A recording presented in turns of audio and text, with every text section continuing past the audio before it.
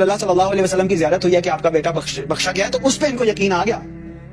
لیکن جب امام المہدی کا رسول اللہ کے بیٹے کا خط ان تک پہنچا تو اس پہ ان کو یقین نہیں آیا. ریٹن فارم میں انہوں نے میرے سامنے جیب میں ڈالا، بعد میں کہیں کپڑوں سے نکلا بھی ہوگا، آج بھی شاید ان کے پاس موجود ہو، اس کی طرف دھیان نہیں گیا. بشارت اگر ان کو کوئی مل جائے کہ میرا بیٹا بخشا گیا یا جنید جمشید ہمارے پاس پہنچ گیا ہے، ٹھیک ہے، تو اس کو یہ مان لیتے ہیں. باقی بات ان تک حق کی پہنچے تو اس کو یہ کہہ دیتے ہیں کہ نہیں، خوابوں پہ ہم نہیں بلیو کرتے.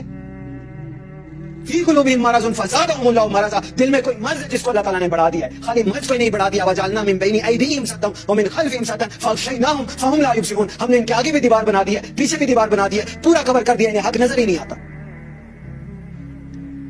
جب اللہ کا حکم، اللہ کے رسول کا حکم آ جائے، اس کے بعد کوئی بھی عمل کرنا اس کے خلاف ڈائریکشن میں، وہ کفر ہے، اللہ اور اس کے رسول کی نافرمانی ہے. اور اس طرح کی بشارتیں وہ تمہارے لیے نہیں تھی طارق جمیل، وہ تمہارے بیٹے کے لیے انشاءاللہ وہ بخشا ہے. تمہارے لیے یہ آزمائش تھی.